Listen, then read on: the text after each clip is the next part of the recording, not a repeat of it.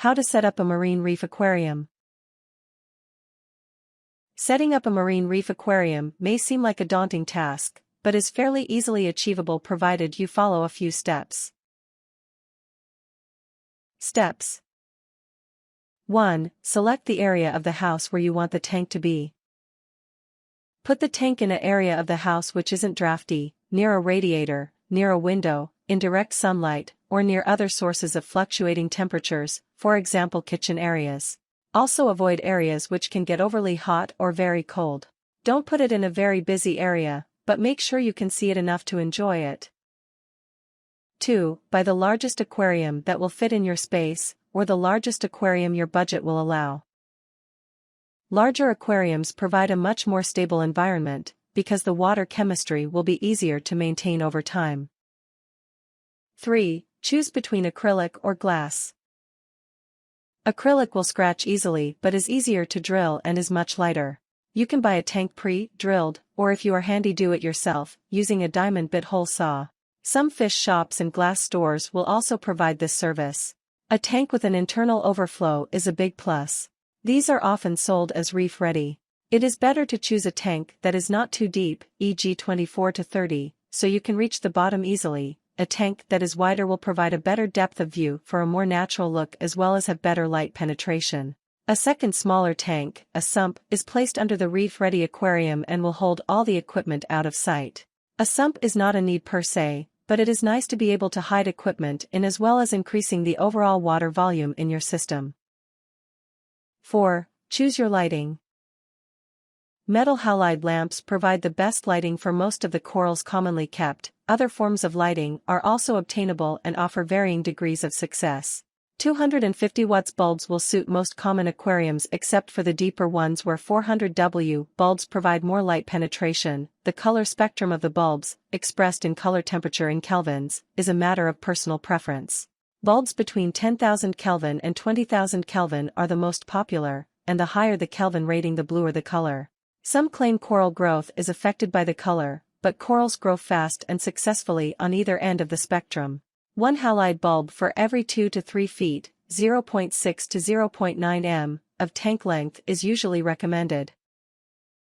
5. Other types of lights to consider are fluorescent lighting, specifically high-intensity fluorescents. Two popular kinds are power compact and T5, or T5HO, meaning T5 high output. These can be found in many of the same color ratings as metal halide bulbs, and are often cheaper and produce less heat than a metal halide. A popular choice is to use both fluorescent and metal halide. The main thing to keep in mind when choosing a fluorescent T5 fixture is to make sure to buy one with individual reflectors.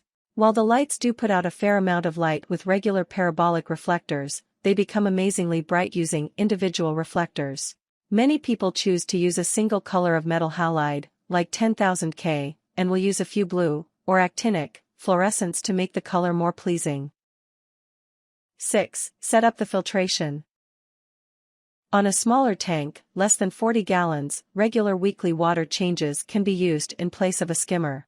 If you have chosen to buy a larger tank, 40 plus gallons, a protein skimmer is a very important piece of equipment to purchase. Get a good quality protein skimmer and place it in your sump or on the back of your tank if it is designed for it. Do not skimp on this. Often protein skimmers are rated for the size of tank, so in practice a skimmer rated for a 100-gallon, 378.5 L, tank is barely adequate for a 50-gallon, 189.3 L, reef tank, especially one with many fish that get fed a lot. Needle wheel skimmers are a popular choice, and can be very effective for their size, cost. Don't rely on Venturi skimmers, unless they are high-end models with very strong pumps.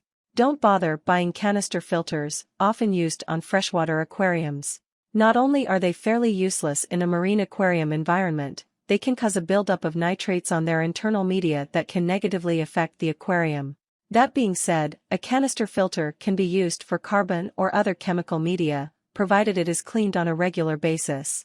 A skimmer quickly becomes cheaper than salt water changes. If the aquarium is not heavily stocked and does not have delicate, or very valuable, fish, try putting the skimmer and even the filter on a timer, though there must always be some circulation such as from powerheads to allow everything to filter. feed during the day and have its water cleaned thoroughly at night. 7. Adjust the flow. Now is time to get a saltwater-rated pump to return the water from your sump to the main tank.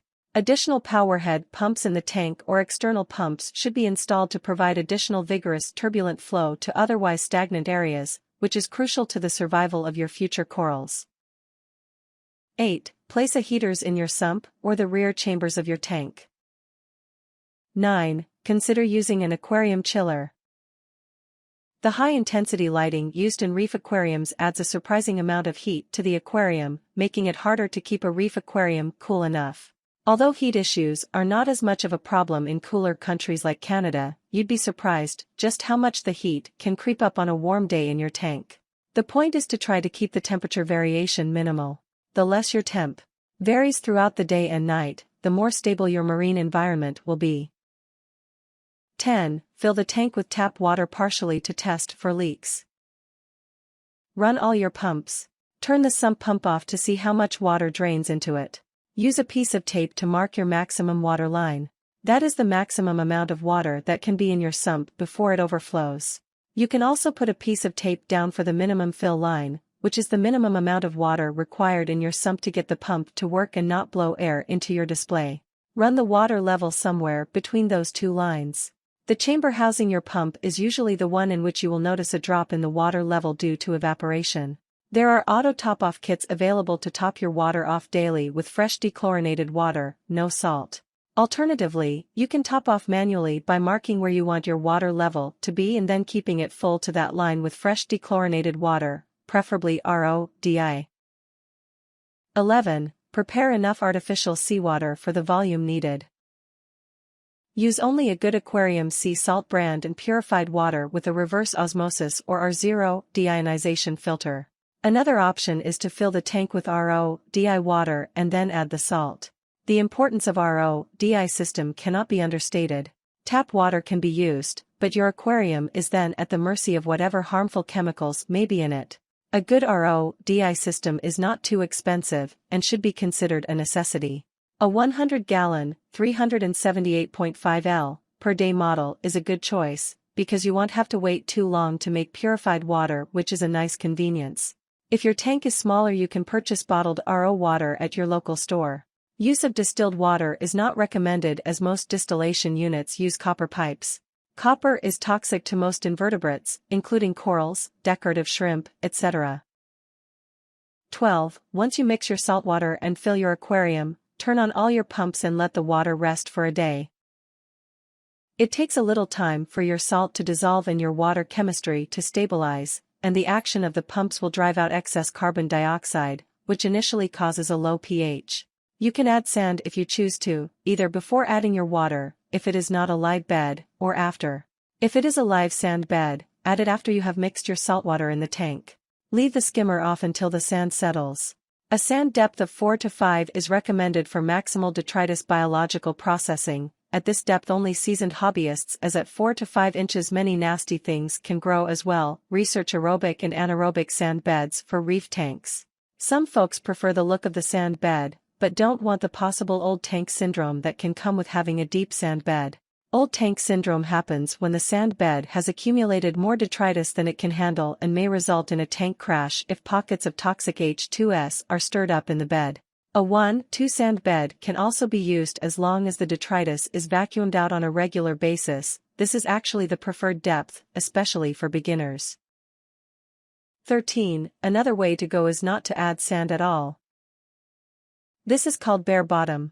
It is much easier to keep the tank clean with a bare bottom, as you can easily siphon out the detritus. It's not as pleasing to the eye perhaps, but for many people, the ease of keeping it clean makes up for that fact.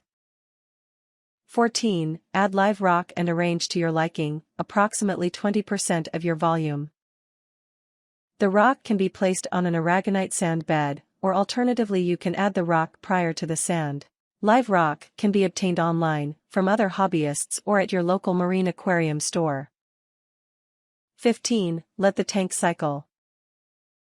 This means you will need to wait until the water tests negative for ammonia and nitrite. Inserting bits of frozen fish foods in the sand bed can speed the cycle. This is unnecessary if you added live rock. There are plenty of dead crustaceans and worms already inside due to shipping. This may take 1 to 6 weeks. Algae blooms can be a natural part of the cycle. Check and make sure the salinity is stable at 1.023 to 1.026. This does not mean it can be 1.023 one day and 1.026 the next. Find the salinity you want and keep it at that level. 1.025, 1.026 is the optimum salinity for corals. A lower salinity is inappropriate for inverts, coral. A fish-only tank can be kept at 1.021, 1.026. Compensate for evaporated water losses with RO/DI water. Keep the temperature, calcium and alkalinity levels stable. Do not use commercial supplements other than water changes unless you know what you are doing. Algae blooms are common for probably the first 6 months of your aquarium, so don't be alarmed to find new algae growing. Just keep it clean and do about a 10% water change every week. Once your tank is stable, you may choose to slow down the water changes. Ensure the new water has been heated and mixed for a while in a separate container prior to putting it in your tank. 16. Add cleaning creatures such as snails and small hermit crabs, and finally reef fish. If this is your first reef aquarium, get just 1 to 3 inexpensive fish that will be compatible with a variety of other fish, including any specific exotic kinds you may want later. Being inexpensive means not only that they will not be a big monetary loss if they die, but that they are strong, thus plentiful, and less likely to die. Being few and small, which tends to go along with inexpensive, means they are unlikely to overload the biological filtration as you start out. 17. Many aquarists feel it's not proper to add corals and anemones until the tank is a few months old. A mature tank is much more suitable for growing coral. A good rule of thumb is to watch your live rock. At some point you will notice your rock or your glass developing spots of purple. The purple incrustation you see is called coralline algae. The right conditions for coralline are correspondent with the right conditions for coral. You will see new crustaceans, worms, feather dusters, coralline and more. Once you see this marker, assuming your test kits still read 0 for ammonia and nitrite, and less than 20 ppm for nitrate, you can begin to add coral. 18. Join a saltwater aquarium community like Reef to Reef and ask a ton of questions and read. 19. Finished. Tips. Read books, join online reef keeper boards and ask lots of questions.